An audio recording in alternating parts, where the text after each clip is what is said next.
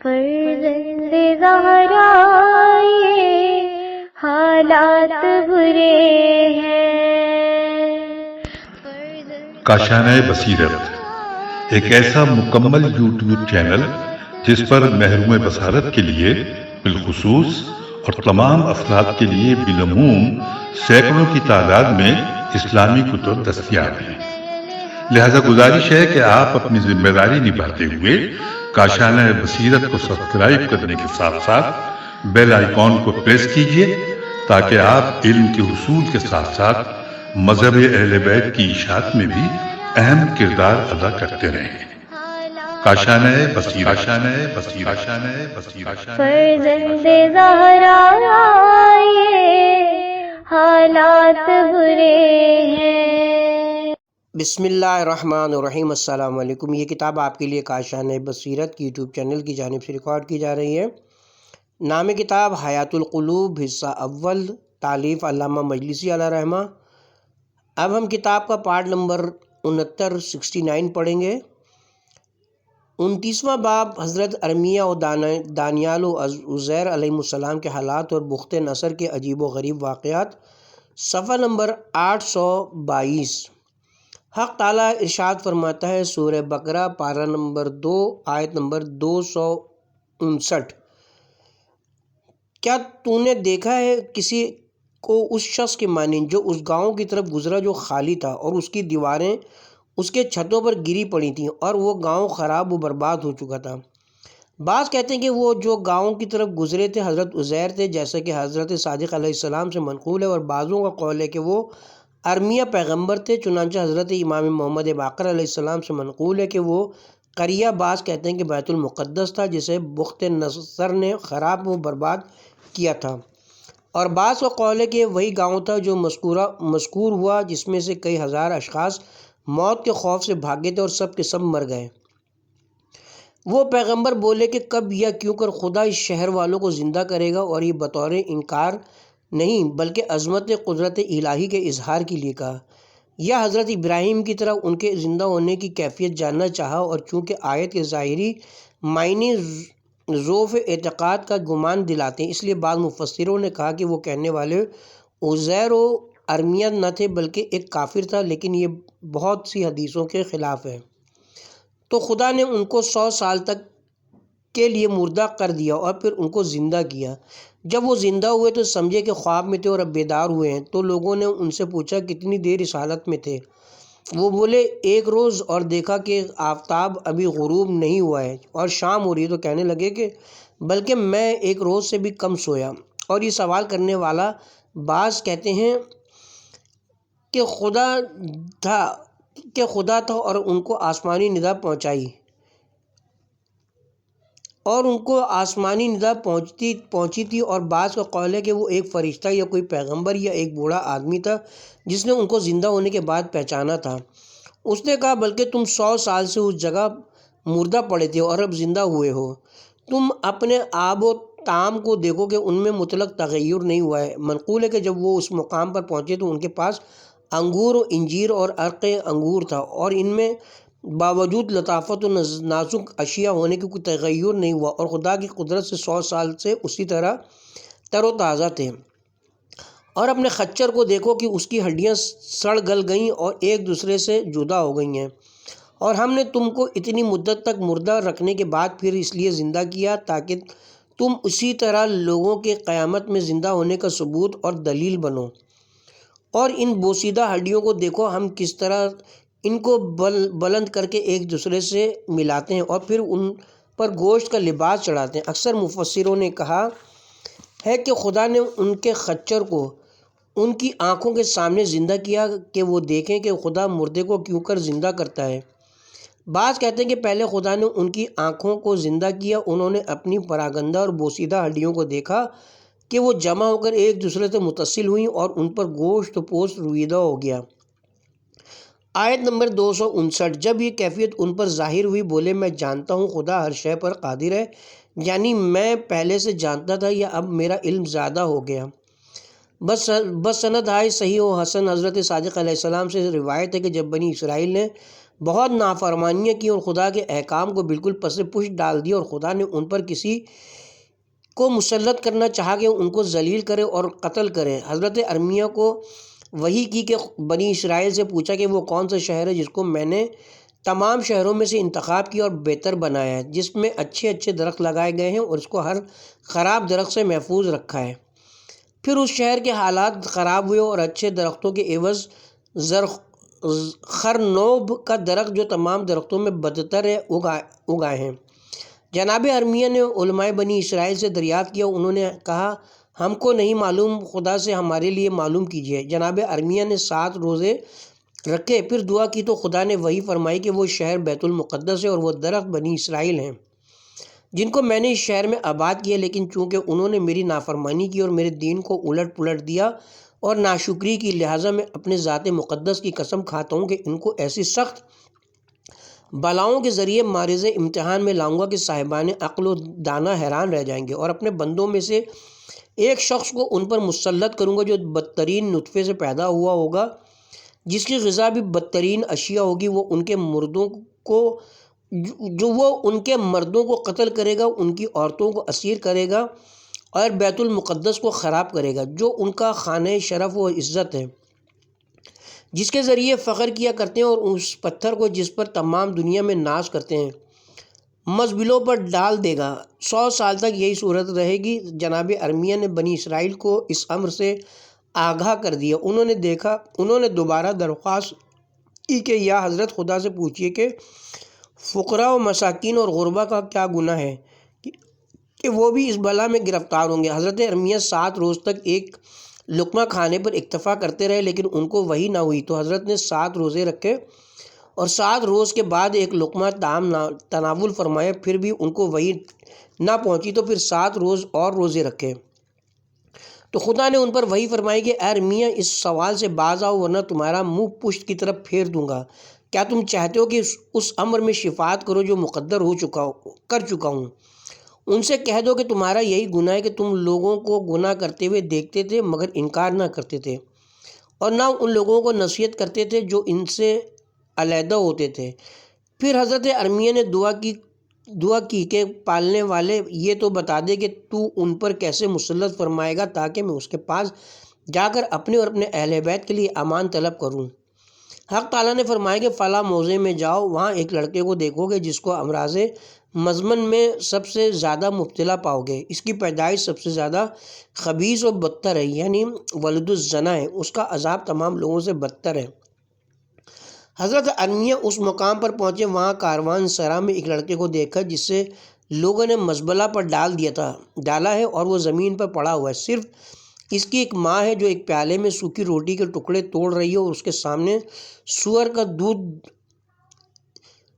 وہ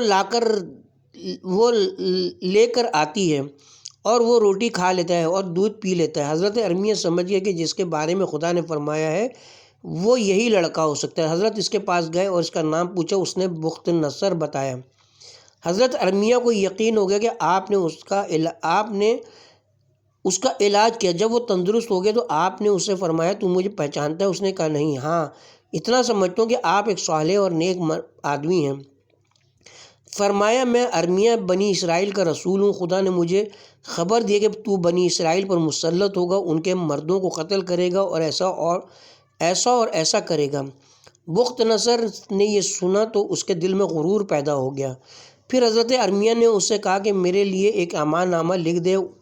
اس نے امان نامہ لکھ کر ارمیہ علیہ السلام کو دے دیا۔ وہ جنگلوں اور پہاڑوں سے لکڑیاں کاٹ کر لانے اور فروخت کر کے اپنی زندگی گزارنے لگا۔ آخر لوگوں کو بنی اسرائیل سے جنگ پر آمادہ کیا۔ جب ایک جماعت اس کی ساتھی ہو گئی تو بنی اسرائیل کے مسکینوں ماوب بیت المقدس پر چڑھائی کی تو بے شمار لوگ چاروں طرف سے آ کر اس کے ہمراہ ہو گئے۔ جب جناب ارمیہ کو معلوم ہوا کہ وہ بیت المقدس کی جانب آ رہا ہے، اس کے راستے پر آ کر کھڑے ہو گئے، لیکن لشکر کی کثرت کے سبب اس کے پاس تک نہ پہنچ سکے، تو اس امان نامے کو ایک لکڑی میں باندھ کر بلند کیا۔ بخت نصر نے کہا آپ کون ہیں؟ فرمایا میں ارمیہ پیغمبر ہوں جس نے تجھ کو بنی اسرائیل پر مسلط ہونے کی خوشخبری دی تھی، اور یہ امان نامہ وہ ہے جو تو نے میرے لیے لکھ کر دیا تھا۔ اس نے کہا میں نے آپ کو امان دی، لیکن آپ کے اہل بیت کی امان موقوف ہے اس پر کہ میں ایک تیر بیت المقدس کی جانب پھینکتا ہوں، اگر وہ اتنی دور سے وہاں تک پہنچ جائے گا تو ان کو امان نہ دوں گا، اور اگر وہ تیر نہ پہنچا تو ان کو بھی امان ہے۔ غرض کہ اس نے تیر رہا کیا، ہوا نے بحکم خدا بیت المقدس تک پہنچا دیا۔ اس نے کہا ان کو امان نہیں دوں گا۔ الغرض اس نے بیت المقدس کو فتح کیا۔ جب وہاں پہنچا تو ایک ٹیلا شہر کے درمیان میں دیکھا کہ اس میں سے تازہ خون جوش مار رہا تھا، اور جس قدر خاک اس پر ڈالتے ہیں اسی قدر زیادہ ابلتا ہے۔ اس نے پوچھا یہ کیسا خون ہے؟ لوگوں نے بیان کیا کہ ایک پیغمبر کا خون ہے جن کو بنی اسرائیل کے بادشاہوں نے قتل کیا تھا۔ اسی روز سے اب تک یہ خون اسی طرح جوش مار رہا ہے، ہر چند اس پر خاک ڈالتے ہیں وہ بند نہیں ہوتا۔ وہ خون حضرت یحییٰ بن زکریا علیہ السلام کا تھا۔ ان کے زمانے میں ایک جبار بادشاہ تھا جو بنی اسرائیل کی عورتوں سے زنا کرتا تھا۔ کبھی جب حضرت یحییٰ کی جانب اس کا گزر ہوتا تو وہ حضرت اس کو نصیحت فرماتی کہ خدا سے خوف کر اے بادشاہ، یہ کام تیرے لیے حلال نہیں ہے۔ ایک مرتبہ جب کہ وہ ملعون شراب کے نشے میں مست تھا، انہی زناکار عورتوں میں سے ایک عورت نے اس سے کہا کہ یحییٰ کو قتل کر دے۔ اس ملعون نے حکم دیا کہ حضرت کا سر کاٹ کر لاؤ۔ چنانچہ حضرت کو شہید کیا اور آپ کا سر تشت میں رکھ کر اس کے سامنے لایا گیا۔ وہ سر اس لعین کو اس وقت بھی نصیحت کرتا رہا کہ یہ فعل بد تیرے لیے حلال نہیں ہے، خدا سے ڈر۔ اسی وقت سر مبارک سے خون جوش مارتا ہوا نکلا اور ایک قطرہ زمین پر ٹپکا اور زمین سے ابلنے لگا، اور اس وقت تک جوش مارتا رہا جب کہ بخت نصر داخل بیت المقدس ہوا۔ حالانکہ 100 سال گزر چکے تھے۔ غرض کے بخت نصر بنی اسرائیل کے شہروں میں پہنچا تو وہاں کی عورتوں، مردوں، بچوں اور جانوروں کو قتل کرتا رہا، اور وہ خون اسی طرح جوش مارتا رہا یہاں تک کہ سب کو فنا کر دیا۔ پھر پوچھا کہ بنی اسرائیل میں سے کوئی اور باقی ہے؟ لوگوں نے کہا ایک بہت بوڑھی عورت باقی ہے جو فلاں موضع میں رہتی ہے، اس کو بلایا اور اس کا سر بھی قطع کیا گیا تو خون حضرت یحییٰ کا جوش مارنا بند ہوا، اور یہ بنی اسرائیل کی آخری عورت تھی جو قتل کی گئی۔ بخت نصر وہاں سے بابل گیا اور وہاں مقیم ہوا، اور ایک کنواں کھدوایا، اس میں حضرت دانیال کو ایک شیرنی کے ساتھ ڈال دیا۔ اس حدیث کا باقی حصہ آگے درج ہوگا جس میں حضرت دانیال کا مفصل تذکرہ ہے۔ وہ اس کنویں کی مٹی کھاتی تھی اور حضرت دانیال اس کا دودھ پیتے تھے۔ اسی طرح ایک مدت گزر گئی تو خدا نے ایک پیغمبر پر وحی کی جو اس وقت بیت المقدس میں تھے کہ کھانا اور پانی دانیال کے لیے لے جاؤ اور میرا سلام ان سے کہو، پوچھنا پالنے والے وہ کہاں ہیں؟ ارشاد ہوا کہ بابل کے فلاں موضوع کے فلاں کنویں میں۔ یہ سن کر وہ پیغمبر اس کنویں پر پہنچے اور پکارا اے دانیال۔ حضرت نے فرمایا لبیک، آج تو ایک نئی آواز سن رہا ہوں۔ پیغمبر نے کہا تمہارا پروردگار تم کو سلام کہتا ہے اور یہ آب و تام تمہارے لیے بھیجا ہے، اور یہ چیزیں جناب دانیال کے پاس کنویں میں ڈال دی گئیں۔ حضرت دانیال نے فرمایا میں حمد کرتا ہوں اس خدا کی جو کسی کو فراموش نہیں کرتا، جو اس کو پکارتا ہے۔ میں اس خدا کی حمد کرتا ہوں کہ جو اس پر بھروسہ کرتا ہے تو وہ اس کو کسی دوسرے پر نہیں چھوڑتا۔ میں اس خدا کی حمد کرتا ہوں جو نیکی کا بدلہ نیکی سے دیتا ہے۔ میں اس خدا کی حمد کرتا ہوں جو دنیا و آخرت کے عذاب و عقاب سے صبر کے عوض نجات بخشتا ہے۔ حمد اس خدا کے لیے زیبا ہے جو ہماری تکلیف و نقصان کو دور کرتا ہے۔ حمد سزاوار ہے اس خدا کے لیے جو ہمارا محل اعتماد ہوتا ہے جبکہ تمام راستے فلاح و نجات کے منقطع ہو جاتے ہیں۔ حمد کے لائق ہے وہ خدا جو ہماری بدعمالیوں کے سبب ہماری بدگمانی کے وقت ہماری امیدگاہ ہے۔ اس کے بعد بخت نصر نے خواب دیکھا کہ اس کا سر گویا لوہے کا اور اس کے پیر تانبے اور سینہ سونے کا ہے۔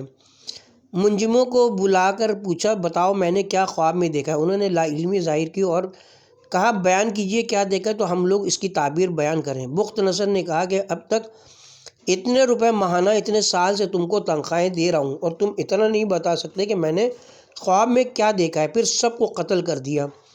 اس وقت بعض ارکان دولت نے کہا کہ آپ جو کچھ معلوم کرنا چاہتے ہیں اسے وہ شخص جانتا ہے جس کو آپ نے کنویں میں ڈال رکھا ہے، کیونکہ وہ اس وقت سے اب تک زندہ ہے۔ شیرنی نے اس کو کوئی ضرر نہیں پہنچایا بلکہ وہ مٹی کھاتی ہے اور اس کو اپنا دودھ پلاتی ہے۔ بخت نصر نے حضرت دانیال کو طلب کیا اور پوچھا بتائیے میں نے کیا خواب دیکھا ہے؟ حضرت نے اس کا خواب اس سے بیان کیا۔ اس نے کہا سچ ہے، اب اس کی تعبیر بیان کیجیے۔ فرمایا تیری بادشاہی کی مدت تمام ہو چکی، 3 روز کے بعد تو قتل کر دیا جائے گا۔ فارس کا ایک شخص تجھ کو قتل کرے گا۔ بخت نصر نے کہا کہ میں نے 7 شہر ایک دوسرے کے گرد بنوائے ہیں اور ہر شہر میں بہت سے نگہبان مقرر کیے ہیں۔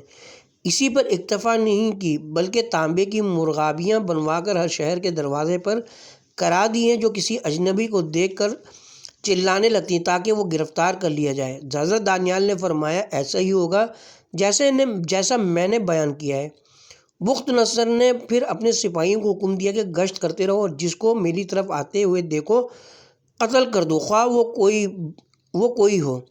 اور حضرت دانیال کو اپنے پاس روک لیا اور کہا کہ اگر 3 روز گزر گئے اور میں قتل نہ کیا گیا تو آپ کو قتل کر دوں گا۔ جب تیسرا دن آیا اور شام ہونے لگی تو اس کو انتشار و اضطراب لاحق ہوا اور گھبرا کر باہر نکلا اور اپنے غلام کو جو اہل فارس سے تھا اپنی تلوار دے کر حکم دیا کہ جس کو بھی دیکھنا قتل کر دینا، خواہ میں ہی کیوں نہ ہوں۔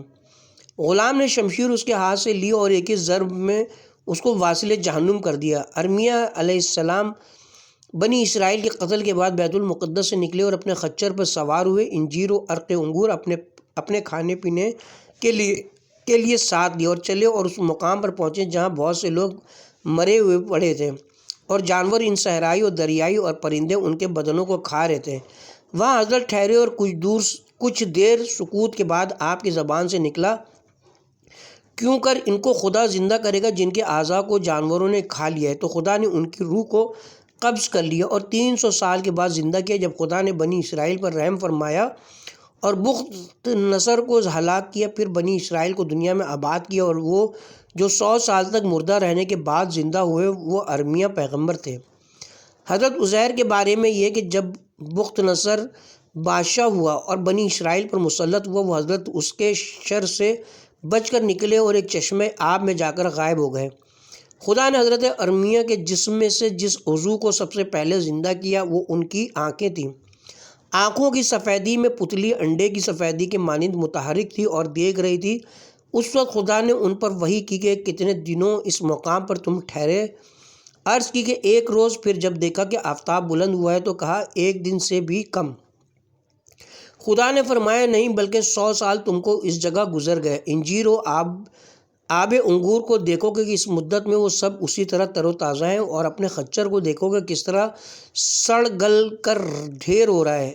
اب دیکھو کہ میں ان کو کیوں کر زندہ کرتا ہوں۔ حضرت عزیر نے دیکھا کہ بوسیدہ ہڈیاں ایک دوسرے کے قریب ہو کر آپس میں ملتی جا رہی ہیں، یہاں تک کہ حضرت ارمیہ کا تمام جسم اور ان کے خچر کے تمام اعضاء درست ہو گئے اور دونوں اٹھ کھڑے ہوئے۔ حضرت ارمیہ نے کہا کہ میں جانتا ہوں کہ خدا ہر شے پر قادر ہے، اور روایت معتبر میں گزرا ہے کہ وہ کافر بادشاہ تمام روئے زمین پر قابض ہوئے، نمرود اور بخت نصر۔ حدیث معتبر میں حضرت صادق علیہ السلام سے منقول ہے کہ جب ارمیہ نے بیت المقدس کی خرابی دیکھی اور ان مردوں کو دیکھا جو شہر میں پڑے ہوئے تھے تو کہا کیا خدا ان سب کو کبھی زندہ کرے گا؟ تو خدا نے ان کو بھی 100 سال تک کے لیے مردہ کر دیا۔ پھر 100 سال کے بعد ان کو زندہ کیا۔ وہ دیکھ رہے تھے کہ اعضاء کس طرح ایک دوسرے سے متصل ہو رہے ہیں اور گوشت ان پر پیدا ہو رہے ہیں اور جوڑ بند اور رگیں کیوں کر آپس میں مل رہی ہیں۔ غرض وہ جب درست ہو گئے اور اٹھ بیٹھے تو بولے کہ میں یقین رکھتا ہوں کہ خدا ہر شے پر قادر ہے۔ حدیث معتبر میں حضرت صادق علیہ السلام سے منقول ہے کہ جو شخص اپنی روزی کے بارے میں غمگین ہوتا ہے اس کے لیے ایک گناہ لکھا جاتا ہے۔ بتحقیق کہ حضرت دانیال ایک جبار و ظالم بادشاہ کے زمانے میں تھے جس نے آپ کو پکڑ کر ایک کنویں میں ڈال دیا تھا، اور درندوں کو اس وقت کے ایک دوسرے پیغمبر پر خدا نے وحی فرمائی کہ دانیال کے لیے کھانا لے جاؤ۔ عرض کی پالنے والے وہ کہاں ہیں؟ ارشاد ہوا جب شہر کے باہر نکلو گے تو ایک آواز تمہارے برابر سے پیدا ہوگی، اس کے ساتھ ساتھ چلے جانا، وہ تم کو اس کنویں تک پہنچا دے گی جس میں وہ پڑے ہوئے ہیں۔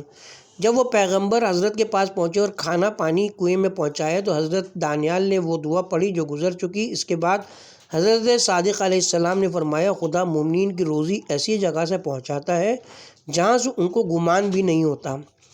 دوسری معتبر حدیث میں انہی حضرت سے منقول ہے کہ جب حضرت سلمان کی وفات کا وقت آیا، آپ نے آصف بن برقیہ کو بحکم خدا اپنا خلیفہ بنایا۔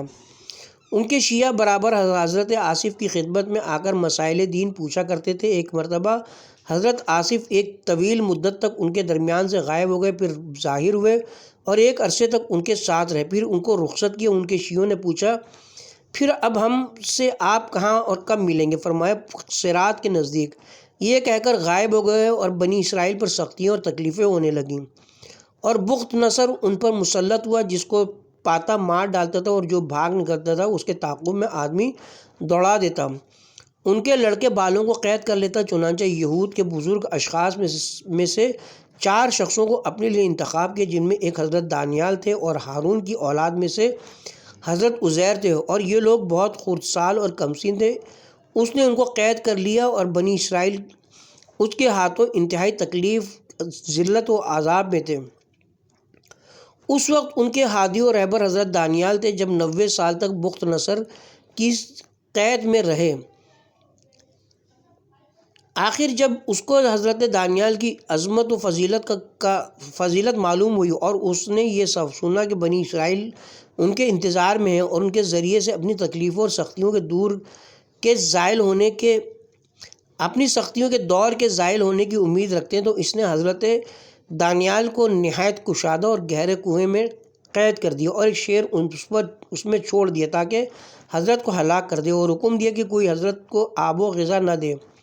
شیر تو حضرت کے پاس بھی نہیں گیا اور خداوند عالم اپنے ایک پیغمبر کے ذریعے ان کو آب و طعام پہنچایا کرتا تھا۔ حضرت دانیال دن کو روزے سے رہا کرتے تھے، شام کو اسی آب و غذا سے افطار کیا کرتے تھے۔ اس اثنا میں ان کے دوستوں اور شیعوں پر بلائیں سخت ہوتی رہیں، اور وہ سب آپ کے ظہور کا انتظار کرتے رہے، اور ان میں سے اکثر آپ کی غیبت کی طویل مدت کے سبب دین میں شک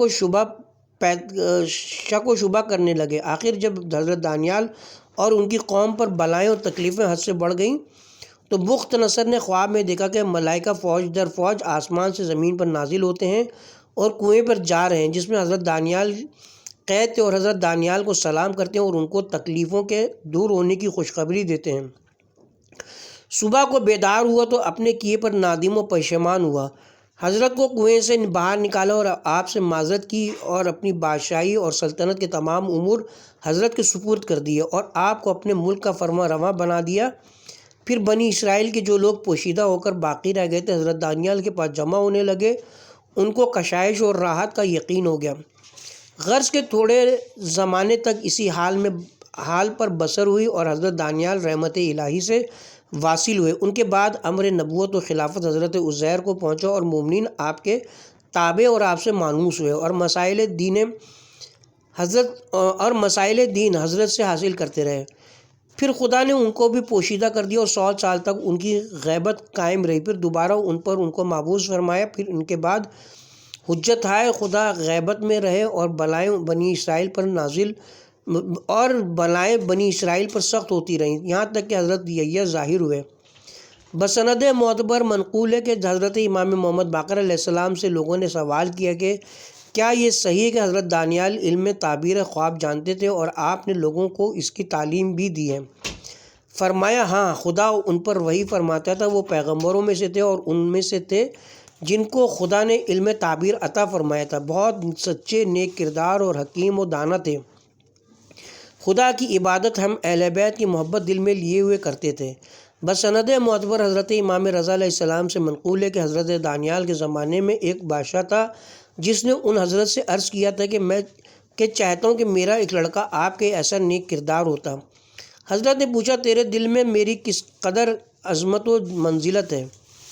اس نے کہا آپ کی میرے دل میں بہت بڑی منزلت ہے اور مجھ کو آپ سے بڑی محبت ہے۔ حضرت دانیال نے فرمایا جب اپنی زوجہ سے مقاربت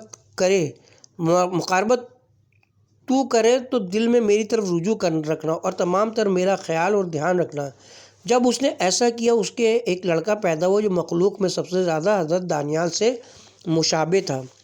بسند معتبر جناب رسول خدا صلی اللہ علیہ وآلہ وسلم سے منقول ہے کہ بخت نصر نے 187 سال تک حکومت کی۔ جب اس کی بادشاہی کے 47 سال گزرے، حق تعالیٰ نے حضرت عزیر کو ان شہر والوں کی جانب مبعوث فرمایا جن پر موت طاری کرنے کے 100 سال بعد زندہ کیا تھا۔ وہ متفرق شہروں کے رہنے والے تھے اور موت کے خوف سے شہر سے بھاگے تھے اور حضرت عزیر کے قرب و جوار میں آ کر بسے تھے۔ وہ سب صاحبان ایمان تھے۔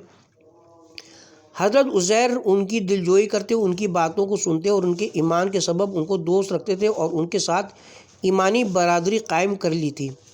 ایک روز ان کے درمیان سے کہیں چلے گئے تھے۔ دوسرے روز جب واپس آئے دیکھا کہ سب مرے ہوئے ہیں۔ بہت رنجیدہ ہوئے اور تعجب سے کہا کہ خدا ان کو کب زندہ کرے گا؟ تو خدا نے ان کی روح بھی اسی وقت قبض کر لی۔ غرض کہ وہ سب لوگ 100 سال تک اسی حال میں پڑے رہے۔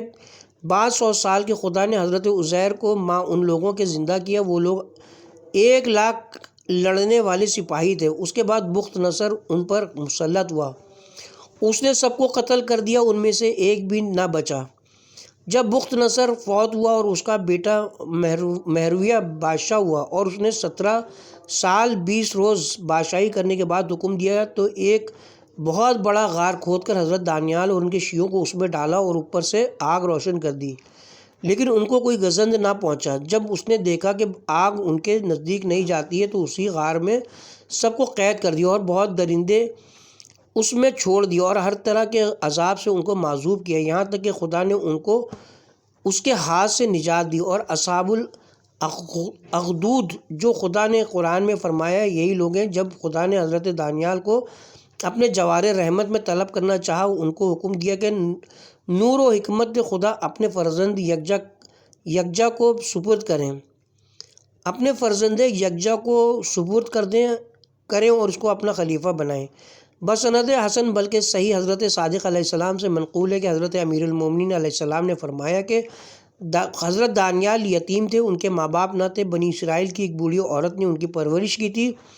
اس زمانے کے بادشاہ نے 2 قاضی مقرر کر رکھے تھے اور ان دونوں کا ایک دوست نہایت نیک شخص تھا جس کی زوجہ بہت حسین و جمیل اور نہایت عبادت گزار تھی۔ وہ مرد صالح بادشاہ کے پاس بھی آتا جاتا تھا۔ بادشاہ کو ایک روز ایک کام درپیش ہوا۔ ان دونوں قاضیوں سے کہا کہ مجھے ایک معتبر شخص کی ضرورت ہے جسے فلاں کام سپرد کرنا چاہتا ہوں۔ ان قاضیوں نے اسی مرد صالح کے بارے میں رائے دی۔ بادشاہ نے اس کو اس کام کے لیے کہیں باہر بھیج دیا۔ جب وہ شخص جانے لگا تو وہ دونوں قاضیوں سے کہتا گیا کہ میری زوجہ کی خبر گیری کرتے رہیں۔ اس کے جانے کے بعد وہ دونوں قاضی اپنے دوست کے گھر آئے تاکہ اس کی عورت کا حال دریافت کریں۔ چونکہ وہ بہت حسین و جمیل تھی، دونوں اس کو دیکھتے ہی عاشق ہو گئے اور اس کو بدکاری پر راضی کرنا چاہا، مگر وہ راضی نہیں ہوئی۔ ان دونوں نے کہا کہ اگر تو راضی نہ ہوگی تو ہم دونوں بادشاہ کے سامنے گواہی دیں گے کہ تو نے زنا کی ہے، وہ تجھ کو سنسار کر دے گا۔ اس عورت نے کہا جو چاہو کرو، لیکن اس فعل بد کو گوارا نہیں کر سکتی۔ وہ دونوں خائن وہاں سے مجبور ہو کر بادشاہ کے پاس آئے اور گواہی دی کہ اس عورت نے زنا کی ہے۔ بادشاہ کو یہ بات بہت گرا گزری اور بہت صدمہ ہوا، کیونکہ وہ اس عورت کی پارسائی کا بہت معتقد تھا اور قاضیوں کی گواہی بھی رد نہیں کر سکتا تھا۔ آخر سوچ کر کہا کہ تمہاری گواہی منظور ہے، لیکن 3 روز کے بعد اس کو سنسار کروں گا۔ اور شہر میں منادی کرا دی کہ فلاں روز سب لوگ جمع ہوں تاکہ فلاں عابدہ و صالحہ کو سنسار کریں، کیونکہ اس نے زنا کی ہے، اور 2 قاضیوں نے اس کی زنا کی گواہی دی ہے۔ یہ سن کر عام طور پر لوگوں کو یقین نہ آیا کہ وہ عورت ایسا کر سکتی ہے اور بادشاہ سے اس کے بارے میں بحث کرتے رہے۔ بادشاہ نے اپنے وزیر سے کہا کہ تمہارے ذہن میں بھی کوئی تدبیر ایسی نہیں آتی ہے جس سے اس زن عابدہ کی نجات ہو سکے؟ اس نے کہا نہیں۔ جب تیسرا روز آیا جس روز عابدہ کو سنسار کرنا تھا، وزیر اپنے گھر سے نکل کر بادشاہ کے پاس چلا۔ راستے میں چند لڑکوں کو کھیلتے دیکھا جن میں حضرت دانیال بھی تھے۔ وزیر حضرت کو نہیں پہچانتا تھا۔ جب وزیر ان لڑکوں کے پاس پہنچا، حضرت دانیال نے لڑکوں سے کہا لڑکوں آؤ، میں بادشاہ بنتا ہوں۔ فلاں لڑکا عابدہ بنے اور فلاں 2 قاضی بنے، اور کچھ مٹی جمع کر کے چبوترا بنایا اور دانیال بیٹھے اور نے کی تلوار اپنے واسطے بنائی، اور دوسرے لڑکوں کو حکم دیا کہ ایک گواہ کو پکڑ کے فلاں مقام پر دور لے جا کر کھڑا کرو اور دوسرے گواہ کا ہاتھ پکڑ کر دوسری طرف لے جا کر کھڑا کرو۔ پھر ان گواہوں میں سے ایک کو اپنے پاس بلایا اور کہا جو حق بات ہو وہی کہنا، ورنہ تیری گردن اس تلوار سے اڑا دوں گا۔ وزیر وہاں ایک طرف کھڑا ہو کر یہ تمام ماجرا دیکھ رہا تھا۔ غرض وہ لڑکا جو گواہ بنا تھا بولا کہ عابدہ نے زنا کی۔ حضرت دانیال نے پوچھا کس وقت؟ کہا فلاں روز فلاں وقت۔ پوچھا کس کے ساتھ؟ کہا فلاں ولد فلاں کے ساتھ۔ پوچھا کس جگہ؟ کہا فلاں جگہ۔ تو حضرت دانیال نے فرمایا اچھا اس کو لے جاؤ اور دوسرے گواہ کو لاؤ۔ لڑکوں نے اس کو اسی کی جگہ پر لے جا کر کھڑا کر دیا اور پھر دوسرے گواہ کو بلایا اور پوچھا کس بارے میں تو گواہی دیتا ہے؟ اس نے کہا میں گواہی دیتا ہوں کہ عابدہ نے زنا کی۔ پوچھا کس وقت؟ کہا فلاں وقت۔ پوچھا کس کے ساتھ؟ کہا فلاں ولد فلاں کے ساتھ۔ پوچھا کس مقام پر؟ ان دونوں گواہوں کے بیانات ایک دوسرے سے مختلف ثابت ہوئے۔ تو حضرت دانیال نے کہا اللہ اکبر، ان لوگوں نے ناحق گواہی دی ہے۔ اے فلاں شخص منادی کر دے کہ ان دونوں نے جھوٹ گواہی دی ہے۔ لوگ جمع ہوں تاکہ ان دونوں کو قتل کیا جائے۔ جب وزیر نے حضرت دانیال کا یہ عجیب فیصلہ ملاحظہ کیا جلدی بادشاہ کی خدمت میں حاضر ہوا اور جو کچھ دیکھا اور سنا تھا بیان کیا۔ تو بادشاہ نے بھی دونوں قاضیوں کو طلب کیا اور ایک دوسرے کو جدا کر کے ٹھہرایا، پھر ان میں سے ایک کو بلایا اور عابدہ کے بارے میں اسی طرح سوالات کیے، پھر دوسرے کو طلب کیا اور سوالات کیے۔ دونوں کے بیانات ایک دوسرے سے مخالف تھے۔ تو بادشاہ نے منادی کرائی کہ لوگ ان دونوں قاضیوں کے قتل کے جمع ہوں کہ ان دونوں نے عابدہ بے گناہ پر افطرا کیے، پھر ان دونوں کے قتل کا حکم دیا۔ بسند حسن بلکہ صحیح امام محمد باقر علیہ السلام سے منقول ہے کہ خداوند جلیل نے حضرت داؤد کو وحی کی کہ میرے بندے دانیال کے پاس جاؤ اور کہو کہ تم نے میری نافرمانی کی ہے، میں نے تم کو بخش دیا، پھر نافرمانی کی، پھر بخش دیا، پھر نافرمانی کی، پھر بخش دیا، اب اگر چوتھی بار نافرمانی کرو گے تو نہیں بخشوں گا۔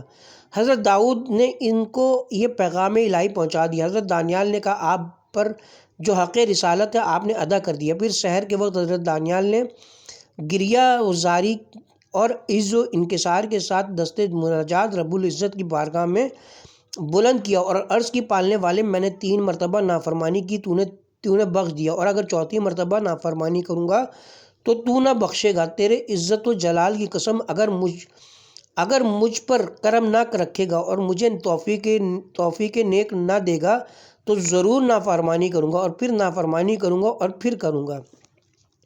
کتاب کا حوالہ ہے۔ مولوی فرماتے ہیں کہ حضرت داؤد کی دانیال سے ملاقات نہایت عجیب ہے۔ ان احادیث سابقہ کے پیش نظر جو گزر چکی ہیں، جن سے معلوم ہوا کہ ان دونوں پیغمبروں کے درمیان مدت دراز کا فاصلہ تھا، ممکن ہے حضرت دانیال بہت بوڑھے ہو چکے ہوں اور یہ بھی احتمال ہے کہ وہ دوسرے دانیال رہے ہوں، حالانکہ یہ بھی ایک غریب و نادر بات ہے۔ اس کے ساتھ ہی اب ہم یہاں پہ کتاب کے پارٹ نمبر 69 کا اختتام کرتے ہیں اور پارٹ نمبر 70 کا آغاز اسی باب سے کیا جائے گا، باب 29واں حضرت ارمیہ و دانیال و عزیر کے حالات سے انشاءاللہ۔